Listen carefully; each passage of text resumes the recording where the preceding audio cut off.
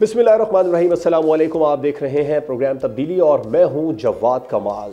गुज़िश्ता दिनों जो बलूचिस्तान में हुआ, जाफ़र एक्सप्रेस पर में हुआ, उस हवाले से नाज़रीन बात कर लेते हैं इस तल्ख़ हकीकत की जिसे बलोच यकजहती कमेटी जो कि BLA के प्रॉक्सी गिरोह के तौर पर काम कर रही है और बलूचिस्तान में इंतशार फैलाने की भरपूर कोशिश कर रही है।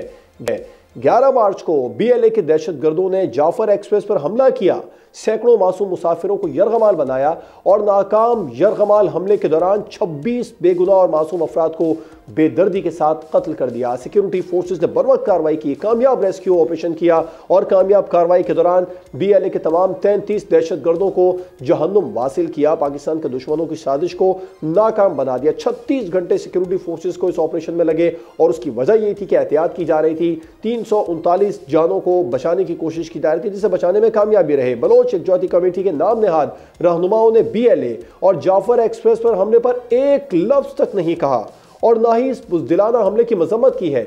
इसके बरक्स दहशत गर्दों की लाशों पर एक मकरू और खौफनाक मंसूबा तैयार किया। इस घिनौने मंसूबे के तहत जब जाफर एक्सप्रेस हमले में मारे गए दहशत गर्दों की लाशें सिविल अस्पताल में लाई गईं तो नाम नहाद बलोच यकजहती कमेटी के शरपसंदों ने महरंग बलोच की क़यादत में सिविल अस्पताल पर हमला किया था और बाज लाशें छीन ली थी। इन लाशों पर झूठा प्रोपेगेंडा शुरू किया और एक बार फिर लापता अफराद की मुहिम चलाकर इंतशार फैलाने की कोशिश शुरू कर दी। 21 मार्च को बलोच यकजहती कमेटी के शरपसंदों ने कोयटा में पुरतशद्दुद एहतजाज शुरू किया और जब पुलिस ने हुजूम को मुंतशिर करने के लिए वाटर कैनन का इस्तेमाल किया तो उन पर हमला कर दिया। इस दौरान पुलिस सिर्फ डंडों और वाटर कैनन से लैस थी, जबकि इंतशार और तशद्दुद को हवा देने के लिए बलोच यकजहती कमेटी कारकुनों ने खुद 3 गैर मुकामी मुजाहिरीन, एक अफगानी और दीगर जो कोयटा से बाहर के थे, उनको कत्ल कर दिया। उनके 3 मुजाहिरीन को कत्ल करने के फौरन बाद बलोच यकजहती कमेटी ने उनकी लाशें सड़क पर रखकर कोयटा की तमाम सरगर्मियां ब्लॉक कर दी।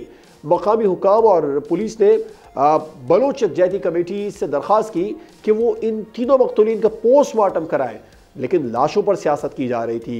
बलोच यकजहती कमेटी ने इससे इनकार कर दिया क्योंकि पोस्टमार्टम से असल कातिल बेनकाब हो सकते थे और इन मकतूलीन के अहले खाना ने बारंग बलोच से लाशों की हवालगी का मुतालबा किया ताकि उन्हें उनके आबाई इलाकों में दफनाया जा सके, लेकिन बलोच यकजहती कमेटी और महरंग ने लाशें देने से इनकार कर दिया। मुसलसल लाशों पर सियासत की जाती रही। मजीद लोगों को तशद्दुद पर उकसाने के लिए एहतजाज जारी रखा। 22 मार्च को कानून के मुताबिक तमाम मुतल्लिका बलोच यकजहती कमेटी रहनुमाओं को पुलिस ने तशद्दुद और सिविल अस्पताल कोयटा पर हमले के इल्जाम में गिरफ्तार कर लिया। किसी को भी रियासत की रिट को चैलेंज करने, कानून नाफिज करने वाले इदारों पर हमला करने और दहशत गर्दों की प्रॉक्सी बनने की इजाज़त नहीं दी जा सकती है। अब सवाल यह है कि मिसिंग पर्सनस के नाम पर मासूम और निहत्ते शहरियों को कत्ल करना, मुल्की और सरकारी इमलाक को नुकसान पहुंचाना, लाशों पर सियासत करना, एहतजाज पर उकसाने के लिए अपने ही हामियों को कत्ल कर देना और रियासत मुखालिफ प्रोपेगेंडा करने जैसे इस खिलौने खेल का अंजाम क्या होगा? नाम निहाद इंसानी हुकूक की दावेदार बनकर इंसानियत की तजलील करने वाले इन दरिंदों की पुश्त पनाही करने वाले गैर मुल्की खुफिया इदारे पहले ही बेनकाब हो चुके हैं। ऐसे में गयूर बलोच अवाम और मुहब्बे वतन पाकिस्तानी किसी तौर पर बलोच यकजहती कमेटी किसी प्रॉक्सी गिरोह के झांसे में आने वाले नहीं है। इस अहम मामले पर बात करेंगे। अपने मेहमानों का आपसे तारुफ करूंगा। मैं ज्वाइन किया सीनियर दिफाई तजज़ियाकार ब्रिगेडियर रिटायर हारिस नवाज साहब ने। बहुत बहुत शुक्रिया ब्रिगेडियर हारिस नवाज साहब प्रोग्राम में अपना कीमती वक्त देने के लिए। सीनियर दिफाई तजज़ियाकार मेजर जनरल जाहिद महमूद साहब हमारे साथ प्रोग्राम में मौजूद हैं, आपका भी बहुत बहुत शुक्रिया। तहरीक जवानान पाकिस्तान के सरबरा अब्दुल्ला हमीद गुल साहब ने भी हमें प्रोग्राम में ज्वाइन किया है, आपका भी बहुत शुक्रिया। ब्रिगेडियर साहब, आपसे आगाज़ करना चाहूँगा। सियासी लिबादा ओढ़कर जो दहशत गर्दों के पुष्ट पनाही कर रहे हैं और दहशत एजेंडे पर अमल पैरा है ये लोग, ये अवाम के लिए कितने नुकसानदेह हैं? देखें, ये एक बहुत तशवीशनाक बात है और जिस तरीके से महरंग बलोच एंड कंपनी ने जो भी टेररिस्ट को सपोर्ट करते हैं, उनके नज़रिए को लेकर चलते हैं, दे आर देमसेल्फ टेररिस्ट। ये तो बड़ी क्लियर बात। दैट मीन्स कि महरंग बलोच और इस तरह के जो कौमी यकजहती कौंसल है, ये भी इसके अंदर सब वही हैं जो उनके साथ मिले हुए हैं। एजेंडा एक ही है कि पाकिस्तान की मुसल्लह फ़ौज और फ़ौज को दूर करो, फ़ौज को बदनाम करो और अपने नापाक अज़ाइम को पूरा करें। जिस तरीके से बॉडीज लाई गई ये 33 दहशत गर्दों की कोयटा हॉस्पिटल में, और उसके बाद इन्होंने हल्ला बोला, बॉडीज़ को ले नहीं गई, इससे क्या पता चलता है कि they were missing person. Let's be very clear, I am certain कि ये ज़्यादातर उनके अंदर मिसिंग पर्सन हैं जिनको ये एक ढोंग रचा के महरंग बलोच एंड जो जब कौमी यकजहती कौंसिल है, ये इस तरह का ढोंग रचा रहे हैं। इसका मतलब ये है कि हमें क्लियर होना चाहिए कि तमाम missing person, I would say 90% missing person are enrolled in BLA, BNF, BLF और उसके बाद ये जो मजीद ब्रिगेड के अंदर ये शामिल हैं। ये इंडियन रॉ की पे रोल के ऊपर हैं, ये उनसे बेनिफिट ले रहे हैं और उसके बाद उन्हीं की हाथ पे ये नाचते हैं, उनके इशारों के ऊपर ये नाचते हैं।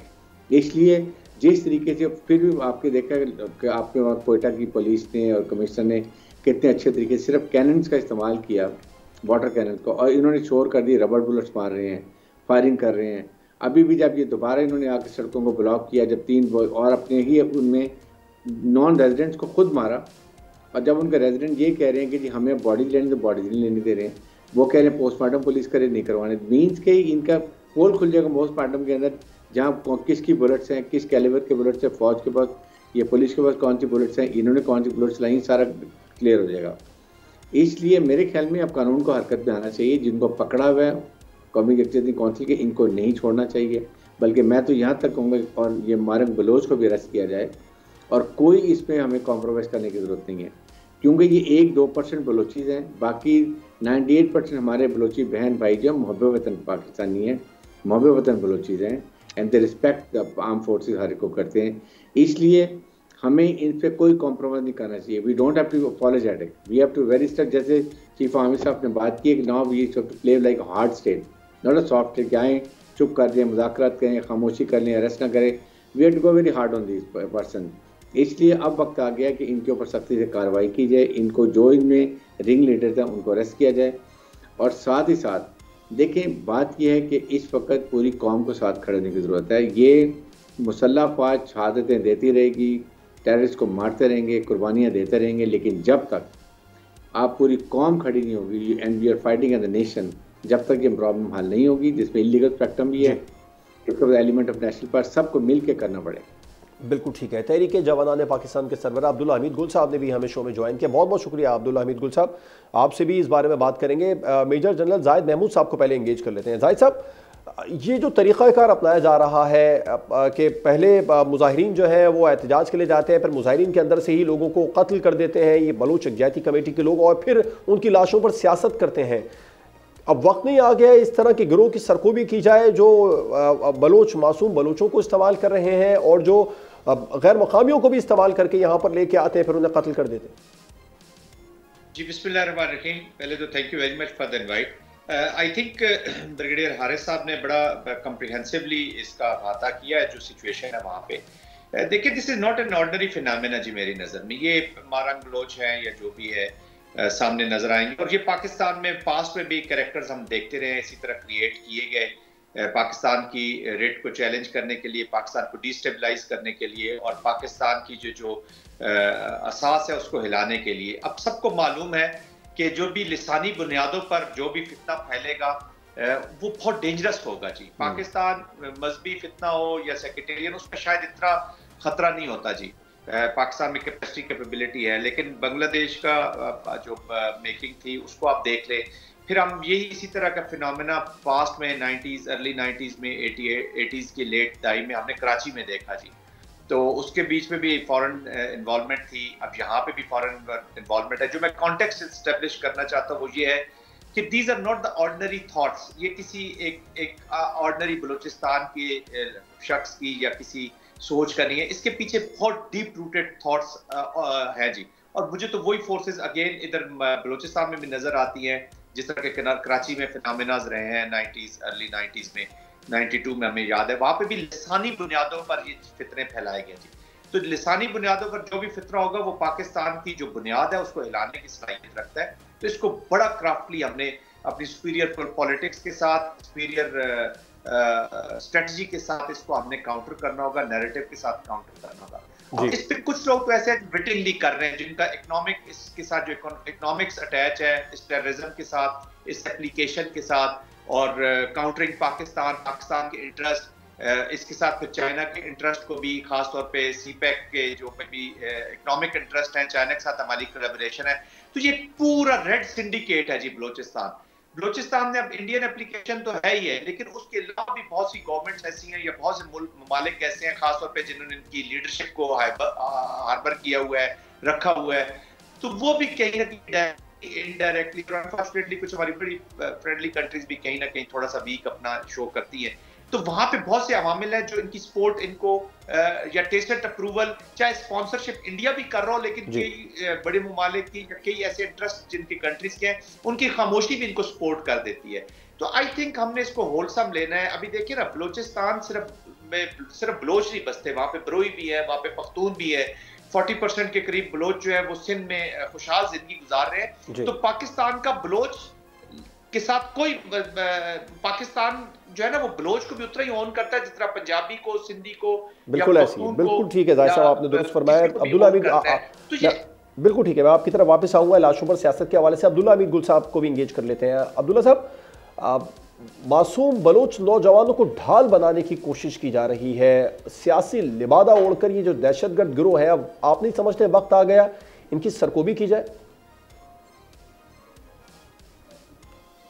बिस्मिल्लाहिर्रहमानिर्रहीम, बिल्कुल मेरा ख्याल है इसमें कोई दूसरी राय नहीं होनी चाहिए। लेकिन जो बड़ा खतरनाक मामला है वो ये है कि बीएलए के जो तर्जुमान हैं, जो कि एक सियासी विंग है, या बीएलए का आप एक ज़रा निस्बतन नरम चेहरा कह लें, वो है उनका बीवाईसी। और ये यकजहती कमेटी जो है, इसको आप देख लीजिए कि मारंग बलोच जो है वो लाशें वसूल करने चली जाती हैं। लाशें क्यों वसूल करती हैं? जब तो वो या तो वो कहें कि वो दहशतगर्द हैं, एक तरफ वो उनको मिसिंग पर्सनल बोलती हैं, दूसरी जानिब उनको जो है वो दहशतगर्द बोलने से कतराती हैं, और तीसरी जानिब जो है उनकी लाशें वसूल करती हैं। और फिर उन्हीं लाशों के ऊपर आप सियासत करना चाहते हैं, उन्हीं के ऊपर जो है वो आप लोगों को वर्गलाते हैं, उन्हीं के ऊपर जो है बलोच मासूम लोगों को जो है आप उनके ज़हनों को परागंदा करते हैं, एन उस तरह से जिस तरीके से आपने मशरकी पाकिस्तान में किया। मशरकी पाकिस्तान के अंदर मुक्ति भानी जो थी वो बुनियादी तौर पे वो दुश्मन नहीं थी। मुक्ति भानी के पीछे भारत का जो हाथ था, जो मकरू चेहरा था, असल मसला उसका था। इसी वजह से जो सूरत हाल है उसके ऊपर हमें बहुत गौर तलब जायजा लेना है, और वो हमारा मकसद जो है वो कोई और नहीं बल्कि असल में पाकिस्तान को सिक्योर करना है, और बलोच लोगों को उनके मकरू धंधे से जो है, जो बीवाईसी की शक्ल के अंदर मौजूद है, जो बीएलए के तर्जुमान बने हुए हैं, उनसे हमने बचाना है। उसके लिए हमें जो है वो मल्टी थ्रॉन्ग ऑपरेशन की जरूरत है। पहला ऑपरेशन जो है वो जाहिर है, एक तो मेरे ख्याल में जो ऑपरेशन जब हम बात करते हैं इसका मतलब काइनेटिक अप्रोच सिर्फ नहीं है, यानी कि जाके अमली तौर पे जो है वो जिसको कहते हैं कि फौज को भेजना, वो एक मेरे ख्याल में 30, 35, 40% हिस्सा होता है। जो उसके बाकी हिस्से होते हैं वो सियासी भी होते हैं, वो उसके जो है वो लोगों के जहनों को जो है साफ करना भी होता है। उनको जो जिस तरीके से ब्रेन वॉश किया गया, जिस तरीके से, ये आज का नहीं खेल है, ये भारत कितने अरसे से खेल रहा है, और हमें मालूम है कि भारत ने अभी तक इस सानिया जाफर एक्सप्रेस की मजम्मत नहीं की, जिससे वाज़े नजर आ रहा है कि भारत इसके अंदर बराह रास्त मुलव्विस है। अब अगर ये भारत के तर्जुमान कोई बन के पाकिस्तान में ये सोचेगा कि हम भारत की जो सोच है उसको परवान चढ़ाएंगे, भारत के अज़ाइम को जो है वो तकवीयत पहुंचाएंगे, तो ये बिल्कुल उसकी भूल है, और ये यकीनी तौर पर नाकाम होगी। बिल्कुल अब्दुल्ला साहब, आपका पॉइंट सामने आया। हारिस नवाज साहब, लापता अफराद खास तौर पर जिनका इल्जाम बीएलए या ये बलोच यकजहती कमेटी वाले रियासत पर लगाते हैं, और अब तो ये खुलकर सामने आ चुका है, उनमें से अक्सरियत की तादाद दहशतगर्दों में मिलती है। तो भाई आप रियासत में नहीं, दहशतगर्दों में जाकर ढूंढें जिन लापता अफराद की आप बात कर रहे हैं, और ये सामने भी आ चुके हैं।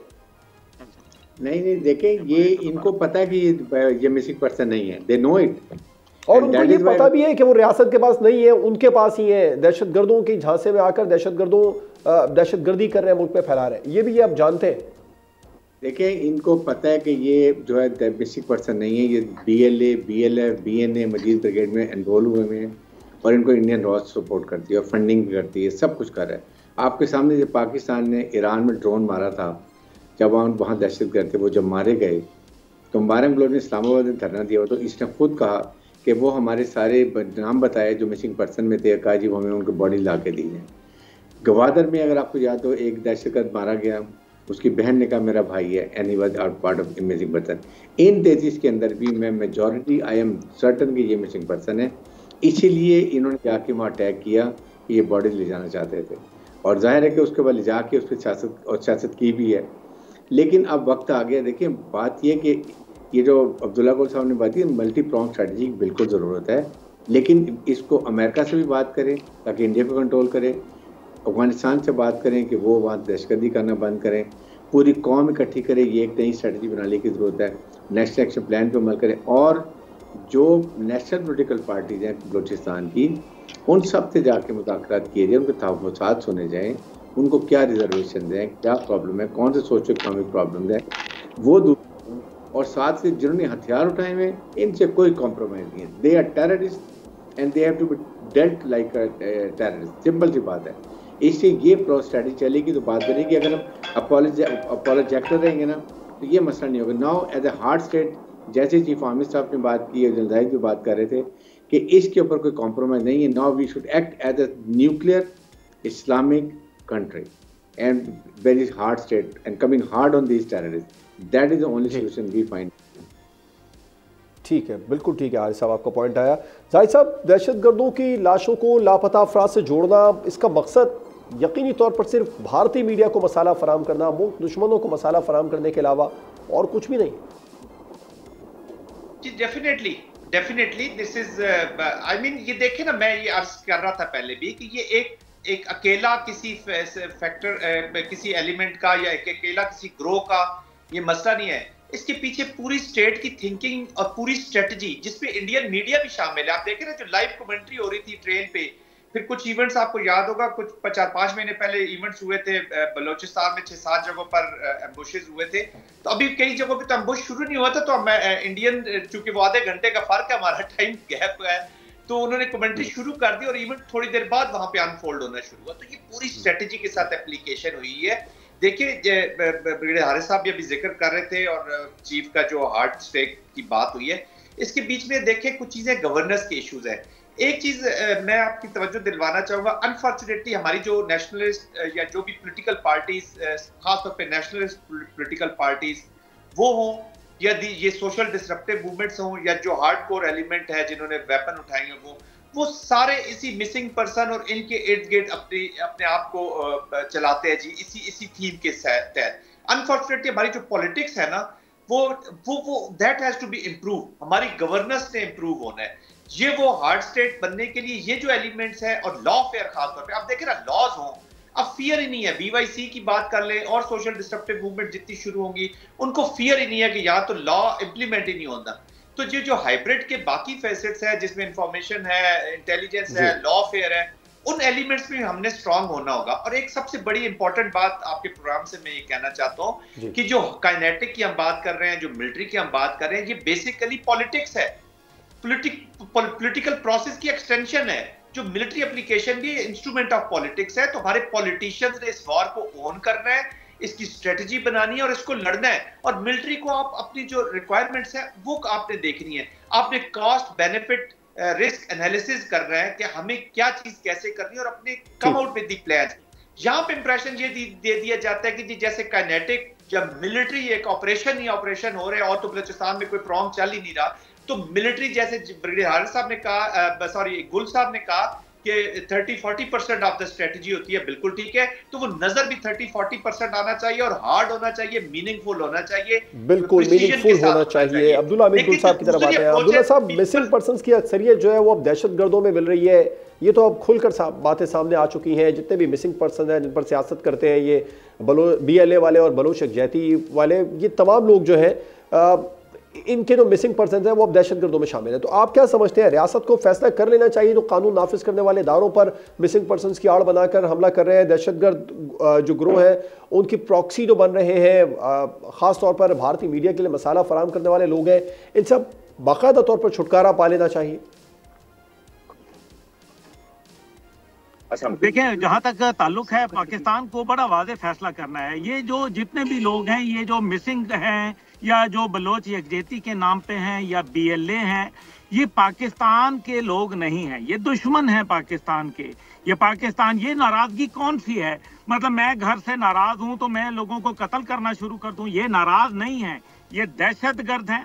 इनका कौमियत से, मजहब से और इलाकाइयत से और पाकिस्तान से कोई ताल्लुक नहीं है। एक बात तो बड़ी वाज़ेह है, दूसरी बात इसके अंदर जो अहमियत है वो उसको समझना बड़ा जरूरी है कि इनको आप जो है वो डिक्लेयर करें अगर ये पाकिस्तान से बाहर बैठे हैं। देखें अभी इंडियन चैनल के ऊपर कोई एक साहब मेरे साथ आ गए, बलोच के थे, और वो कहने लगे कि जी पाकिस्तान के नुमाइंदे अब्दुल्ला बैठे हुए हैं। तो मैंने उनको कहा कि आपके पास कौन सा शनाख्ती कार्ड है, आपके पास किस पासपोर्ट पे आप वहाँ बैठे हुए इस टाइम पे गैर मुल्कों में? उनके पास कोई जवाब नहीं था, वो हंस पड़े आगे लोग जो थे दीद से।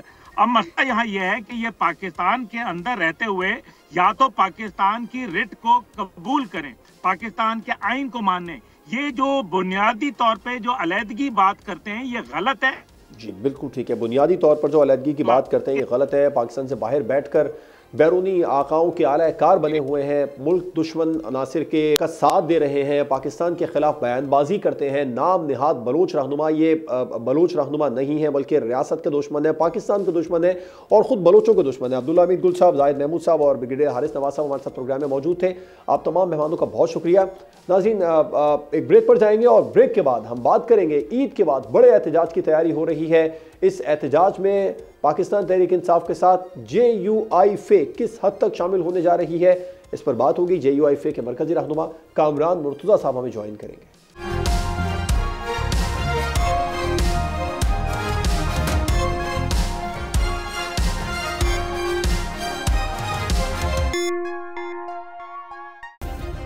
सब्सक्राइब करें और बेल दबाएं ताकि कोई खबर रह न जाए।